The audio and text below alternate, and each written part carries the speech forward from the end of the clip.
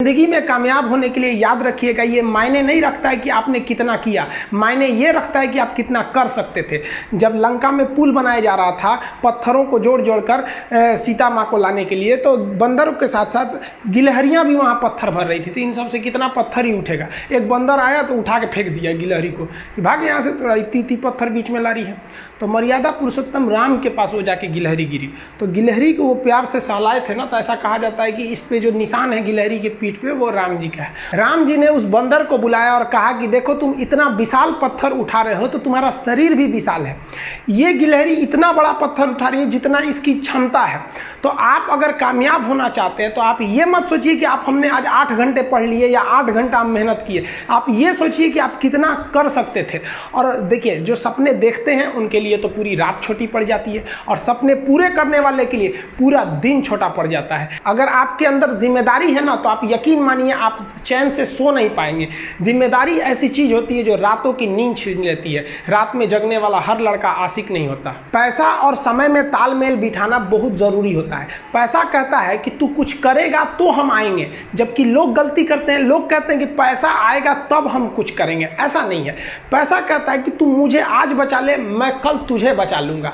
पैसा बेशक भगवान नहीं है और ना ये आपके साथ ऊपर तक जाएगा, लेकिन पैसा जब तक आपके साथ है ना, तब तक आपको नीचे गिरने नहीं देगा। देखिए, पैसा जीवन में बहुत कुछ है, बहुत कुछ, लेकिन पैसा सब कुछ नहीं है। इंसानियत मायने रखने चाहिए। समय के साथ आप कभी खिलवाड़ मत कीजिएगा। दुख की बात यह है कि समय बहुत कम है, लेकिन सुख की बात यह है कि अभी भी समय है। लेकिन समय के पास इतना समय नहीं है कि आपको दोबारा समय देगा। वक्त नहीं लगाइए आपको यह निर्धारित करने में कि क्या करना है, वरना वक्त निर्धारित कर देगा आपका क्या करना है। हम सब की सबसे पहली जो शिक्षक होती है वो माँ होती है, इसलिए माँ का शिक्षित रहना बहुत जरूरी है।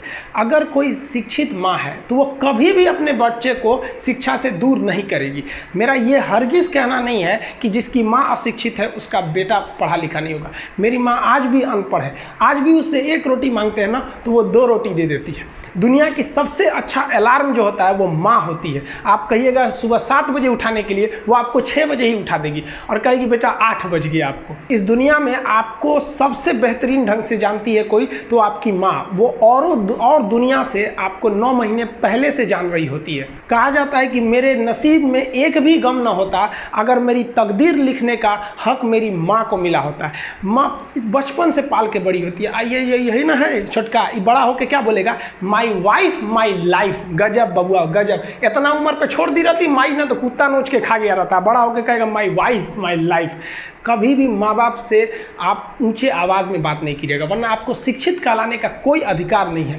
और बाप जो होता है ना, बड़ा खुददार इंसान होता है, कभी बोल नहीं पाता है। माँ तो बोल भी देती है ना, बाप बोल नहीं पाता है। जेब खाली रहने के बावजूद मैंने बाप को कभी ना कहते नहीं देखा। इस दुनिया में बाप से रईस इंसान मैंने नहीं देखा। लेकिन इन दोनों को कहते हैं कि आप अपने बच्चे को जी जान से प्यार कीजिए, उसे सोने का निवाला खिलाइए, लेकिन उस पर नज़र रखिए दुश्मन की तरह क्या कर रहा है, वरना एक दिन बिगड़ जाएगा। माँ बाप भी लड़कियों को भेजते हैं हॉस्टल में पढ़ने के लिए। हॉस्टल जाती है बबनी पढ़ने के लिए, हाथ में घड़ी नहीं, और उधर से जब आती है छुट्टी पे तो 3000 का सोनाटा का घड़ी पहन के मम्मी पूछती बबनी घड़ी कहाँ से, तो मेरी सहेली गिफ्ट दी है बर्थडे पे। आपको पता चल रहा है वो सहेली गिफ्ट दे रही है, इतना सहेली का गिफ्ट आ रहा है वहाँ पे। आप नज़र रखिएगा, वरना एक दिन आप ही पछताएंगे। पिता को भी हम ये कहना चाहते हैं कि आपके दिए पैसे से ही आपका लड़का बिगड़ता है। अगर उसे ज़रूरत 8000 की है, आप उसे 15000 देंगे तो जेन्युइन है, एक दिन वो आपका नाम खराब करेगा।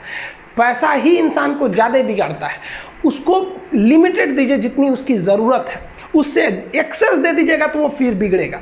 और माँ अगर बेटियों पे ज़्यादा नज़र नहीं रखिए तो फिर वो भी बिगड़ेगा। नज़र रखिए जब तक वो कामयाब नहीं हो जाता। जब कामयाब हो जाएंगे तो उनके अंदर खुद समझ में आ जाएगी कि क्या मेरे लिए सही है और क्या गलत है। भौतिकवादी इस समाज में भाई भाई में तकरार बढ़ते जा रहा है, ये सबसे गलत है। रावण जैसा शक्तिशाली व्यक्ति हार गया क्योंकि उसके पास उसका भाई नहीं था, और राम जी ने रावण जैसे विशाल लंका के स्वामी को ध्वस्त कर दिया क्योंकि राम जी के पास उनके भाई लक्ष्मण का साथ था। इसलिए आप भाई भाई एक होकर रखिए। बड़े भाई का कुछ कर्तव्य होता है, आपको सबसे ज़्यादा त्याग करना पड़ेगा। बड़े भाई का कहीं पे भी घर में कहीं पे भी पैसे लगेंगे तो ज़्यादा लगेंगे, मेहनत ज़्यादा लगेगा, सब कुछ आपको ज़्यादा करना पड़ेगा, ये दुनिया का दस्तूर है। और छोटा भाई है, उसे कभी भी बड़ों का सुनना ही पड़ेगा और आपको सुनना चाहिए। आपको भी एक बातचीत में एक लिमिट रहना चाहिए, बड़े को भी ये लिमिट रखना चाहिए कि हमें अपने छोटे भाई बहन को कितने लेवल तक डांटना है, लेवल से ज़्यादा नहीं डांटना चाहिए। और छोटे भाइयों और छोटे बहनों को भी याद रखना चाहिए कि हम अपनी ज़ुबान का इतना गलत इस्तेमाल ना करें कि बड़े भाई या माँ बाप को बुरा लगे। वो भले आपको कितना डांटे, लेकिन आप अपने आप के लिए एक लेवल बना के रखिए कि ये इतना लेवल के आगे नहीं जाएंगे हम। कुछ लोग बड़े भाई माँ बाप का जवाब दे देते, कहते ये करो, कहते नहीं करेंगे, क्या करेंगे। हद है भाई साहब, कोई कुछ नहीं करने वाला इस दुनिया में। मर भी जाओगे तो कौन पूछता है। एक तारा टूट जाने से आसमान सूना नहीं होता, लेकिन संस्कार विहीन व्यक्ति जानवर की तरह होता है। हम बहनों को भी कहना चाहेंगे, आप लोग के अंदर शिक्षा बहुत ज़रूरी है। आप कम खाइए, लेकिन माँ बाप से कहिए कि हम पढ़ेंगे पढ़ेंगे पढ़ेंगे। शिक्षा बहुत ज़रूरी है, शिक्षा बिना हर चीज़ अधूरा है। और आप जितनी भी लड़कियां हैं उन सबसे कहते हैं अपने अंदर थोड़ा बहुत कुछ सुधार लाइए। अपने आप को कभी दूसरे से कंपैरिजन मत कीजिए कि उसके पास क्या है हमारे पास क्या है। और एक चीज़ लड़कियों में जो सबसे ख़राब चीज़ होता है, आप कोई लड़की गुस्सा है या नहीं है ये चेक करना है तो आप उससे बस एक गिलास पानी मांग लीजिए, उसके पानी देने के स्टाइल से पता चल जाएगा कि गुस्सा है कि नहीं। पानी रख के यहाँ पे, अरे क्या मतलब बनता है। आप गुस्सा है, ठीक है, सब में होते हैं, जहाँ ज़्यादा रिश्ते रहते हैं वहीं इंसान गुस्सा होता है, लेकिन इसका मतलब ये क्या कि 2 दिन आपको मनोबल लगेगा। ये सारी ट्रेडिशनल चीज़ों को बदलिए, ये अच्छी बातें नहीं होती है। लड़कियों लोग को भी थोड़ा सा गंभीर बनिए। होता क्या है कि लोग कहते हैं ना कि एक लड़की को कोई बात अगर कह देंगे ना, दूसरे को मत बोलना, वो उसको भी बोलेगी और उसको भी ये बात बोल देगी, दूसरे उसको मत बोलना। अब पूरा मोहल्ला को पता चल जाएगा, सबको यही पता रहेगा कि किसी से बोलना नहीं है, लेकिन सबको पता चल जाएगा। भाई कुछ गंभीरता लाइए। लड़का लड़की सबको कहते हैं, ज़िंदगी के कुछ राज अपने तक ही रहिए। अपने करीबी भी दोस्त को कुछ खास राज को नहीं बताइए, क्योंकि कुछ करीबी दोस्त को भी ना कुछ करीबी दोस्त होते हैं, फिर वो ट्रांसफ़र हो जाएगा आगे तक। बहुत सारी चीज़ें होती हैं जिस चीज़ को आप शेयर नहीं कर सकते। घर की चीज़ें हो गई, बहुत सी ऐसी चीज़ें होती हैं। आजकल ना ये गर्लफ्रेंड बॉयफ्रेंड ना एक ठो ट्रेंड चल गया, अजब हाल है भाई साहब। एक बात हम आपसे कहना चाहते हैं, मेरे पैसे से अगर आप मोबाइल खरीद लीजिएगा तो अल्टीमेटली इकोनॉमिक्स के हिसाब से उस मोबाइल पर अधिकार किसका होगा? मेरा होगा, क्योंकि पैसा मेरा है। तो आप सोचिए, आप बाप के पैसा से अगर लड़की पटाएंगे तो लड़की किसकी होगी इकोनॉमिक्स के हिसाब से? बाप के लिए। तो लड़कियों को भी कहते हैं कि भाई ऐसा लड़का को मत वैल्यू दो जो बाप की कमाई पे तुमको घुमा रहा है। और लड़कों भी कहते हैं जागो, अगर बहुत शौक है ना गर्लफ्रेंड बनाने का तो अपने पैर पे खड़े हो जाओ। जिस दिन पैर पर खड़े होगे ना उस दिन समझ में आएगा ये सब चीज़ें फालतू चीज़ें होती हैं। कई लड़के बेचारे का दिल टूट जाता है, उनका शरीर एम्बुलेंस की तरह हो गया है, घायल दिल लेके घूम रहे हैं। अरे फालतू ये सब चीज़ें। जीवन में किसी के लिए आंसू मत बहाइएगा, वो आपके आंसुओं के काबिल नहीं होगा। और जो आपके आंसुओं के काबिल होगा वो कभी आपको रोने नहीं देगा। दिल टूट गया, गोली मारो यार, प्यार 24 कैरेट का था आपका, उसी की औकात नहीं थी जो खरीद सके। और हस्बैंड वाइफ में भाई साहब, हमारे जितने दोस्तों की शादी हुई है ना सब परेशान रहते हैं हस्बैंड वाइफ में। इन दोनों में केवल एक खराबी है, दोनों अपने आप को सुप्रीम कोर्ट समझता है। हमारे भाई साहब आप मिलजुल के रहिए। अभी क्या है कि आप जितने भी स्टूडेंट हैं आप सबका जॉब लगेगा, अपने से सब शादी ब्याह सबकी होगी, भाई आपका परिवार खुश रहे। लेकिन आप देखिए शादीशुदा इंसान हमेशा परेशान रहता है, ये दोनों हमेशा झगड़ते रहते हैं। समस्या क्या है? वाइफ चाहती है हस्बैंड को समझाएं अपनी बात, और हस्बैंड चाहता है कि हम अपनी बात वाइफ को समझाएं। भाई आप दोनों से कहना चाहते हैं, आप कोशिश करिए ये क्या कहना चाहते हैं इनकी बातों को आप समझ जाइए, और आपसे कहते हैं आप अपनी बात मत थोपिए, इसकी बातों को समझिए। होता क्या है, लड़कियों को लगता है कि इनका हस्बैंड बाहर करता क्या है, ऐसे पैसा बरसता है पेड़ पे से हिला के लेके चला। ऐसा नहीं है भाई, बाहर निकलिए फिर समझ में आता है ये कि वो बाहर जो आपके पिताजी या फिर आपके हस्बैंड या जो भी कमा के लाता है उसको कितना मेहनत होता है। और आदमी लोग को क्या लगता है घर में तो कोई काम ही नहीं है, उठो नाश्ता बनाओ। अरे भाई साहब झाड़ू लगाने से सही नाश्ता बन तो जरूर जाता है, फिर उससे पहले कितनी तैयारियां करनी रहती है, कहाँ कौन सा सामान है, एक दिन बना के देखिएगा फिर समझ में आ जाएगा। फिर सब लोग खा लिए फिर उसको साफ करो। सबका अपने अपने चीज जगह काम होता है। कोई दुनिया की हर चीज आपस में इंटरकनेक्टेड है, कोई ज़्यादा कोई छोटा नहीं होता है। लेकिन आजकल लोगों की मेंटेलिटी क्या हो गई, दीवार की हर एक ईंट ये सोच ली है कि पूरी बिल्डिंग को हम ही रोके हुए हैं। अब बताइए कोई एक ईंट रोका है, पूरी दीवार को, पूरे सब चीज़ ने मिल के इस घर को रोक के रखा है। उसी तरह आपकी फैमिली में सबकी ज़रूरत होती है, आप सबकी भावनाओं को समझिए। अपनी ज़िंदगी में हमने भी बहुत कुछ सीखा है। लोग कहते हैं कि दुनिया गोल है, भाई दुनिया गोल नहीं है, दुनिया मतलबी है। ये प्यार से नहीं चलती है, मतलब से चलती है। दुनिया में कोई भी रिलेशन बनाने के लिए, कोई रिश्ता जो है ना, उसके लिए 3 चीज़ का होना ज़रूरी है, एक डर, ज़रूरत और इंसानियत। ये 3 चीज़ ही किसी न किसी रिश्ते को रोक के रखता है। एक टीचर स्टूडेंट में रिलेशन होता है, उसको डर है कि टीचर के पास पढ़ेंगे ना जल्दी रिजल्ट होगा, अपने से पढ़ेंगे थोड़ा लेट हो सकता है। ज़रूरत भी है उसे कामयाब होने के लिए, और इंसानियत तो बहुत है भाई। टीचर और स्टूडेंट का रिश्ता जो हमेशा जो बना रहता है वो तो इंसानियत के लिए बना रहता है। वरना अगर आपकी नौकरी हो गई तो आपका डर खत्म, ज़रूरत खत्म, तो आगे रिश्ता कौन रोक के रखता है? इंसानियत। तो दुनिया में किसी रिलेशन को बनाने के लिए 3 चीज़ का होना ज़रूरी है। इंसानियत जिसमें सबसे बड़ी चीज़ होती है। और इस दुनिया में ना, इस दुनिया में बहुत सी भाषाएं बोली जाती है। इन सारी भाषाओं में सबसे मीठी भाषा होती है मतलब की भाषा। अगर आपसे कोई बहुत मीठा बोलने लगा ना, समझिए कि कहीं ना कहीं मतलब छुपा है। मतलब की भाषा बहुत होगी यहाँ पे। लेकिन ये ज़ुबान जो है ना आजकल बहुत खतरनाक हो गया। कभी कभी देखते होंगे कुछ लोग आपके गलत बात का भी जवाब नहीं दे पाते हैं। तो जवाब देने भाई साहब सबको आता है, बीच में माँ बाप का संस्कार चला आता है। और संस्कार बहुत चीज़ होती है। संस्कार यदि आपके अंदर है तो सब कुछ हारने के बाद भी आप जीत सकते हैं। और अगर संस्कार की जगह अहंकार आ गया ना, तो जीता हुआ भी चीज़ों को हार सकते हैं।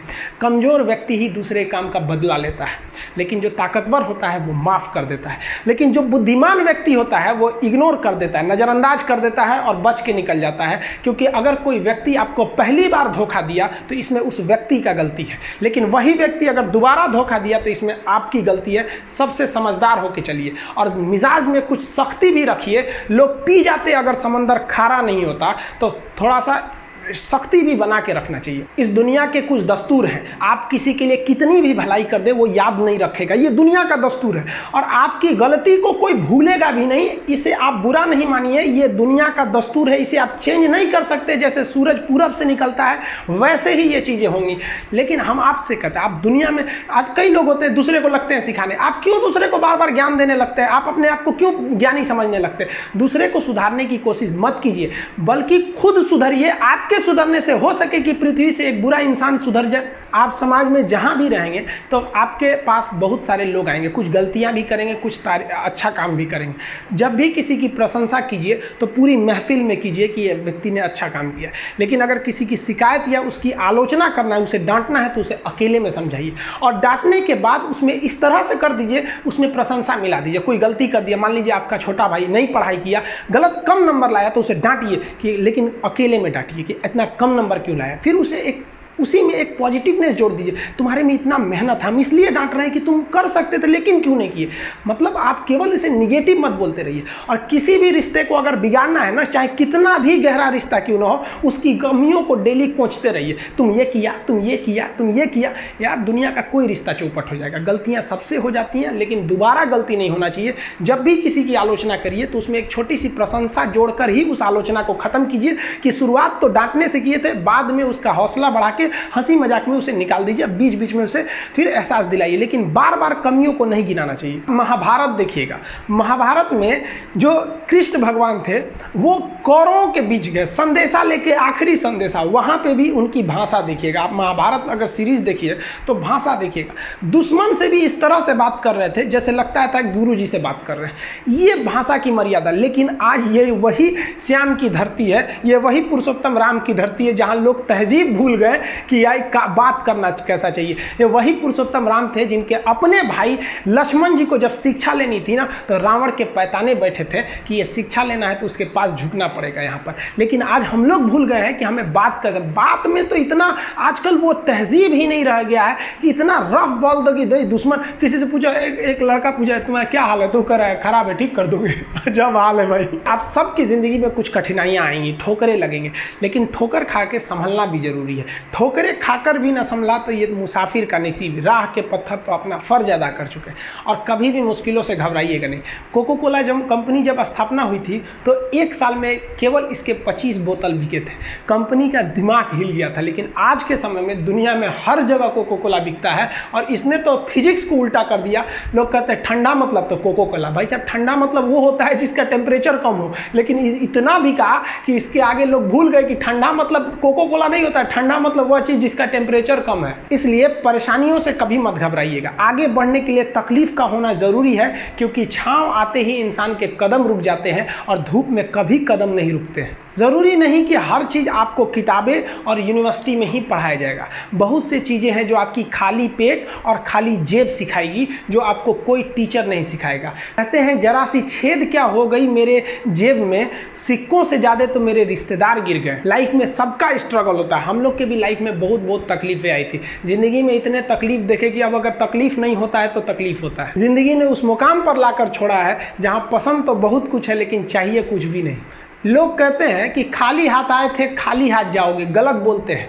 लोग भले खाली हाथ आते हैं लेकिन जब जाते हैं तो अपने साथ कुछ संस्कार, कुछ यादें छोड़ जाते हैं। एपीजे अब्दुल कलाम खाली हाथ तो आए थे, क्या खाली हाथ गए? हमारे जितने देश के लोग हैं उन देशवासियों के लिए एक प्रेरणा के स्रोत बन गए हैं। लेकिन अगर आप खाली हाथ आते हैं और खाली हाथ चले जाते हैं तो आपका पुरुष योनि में जन्म लेने का कोई अर्थ ही नहीं बना। अपनी मंजिल को भुला कर जिया तो क्या जिया, है दम तुझ में तो उसे पा कर दिखा। लिख दे खून से अपनी कामयाबी की कहानी और बोल उस किस्मत को कि है दम तो मिटा के दिखा। इसलिए कभी किस्मत को मत कोसिएगा, अपने हौसले से अपनी कहानी लिखिएगा। पसीने की स्याही से जो लिखते हैं अपने हौसले के इरादे, उनके मुकद्दर के पन्ने कभी कोरे नहीं होते। देखिए, शिक्षक और सड़क ऐसी चीज है जो खुद तो अपने जगह पे रहती है और दूसरों को मंजिल तक पहुंचा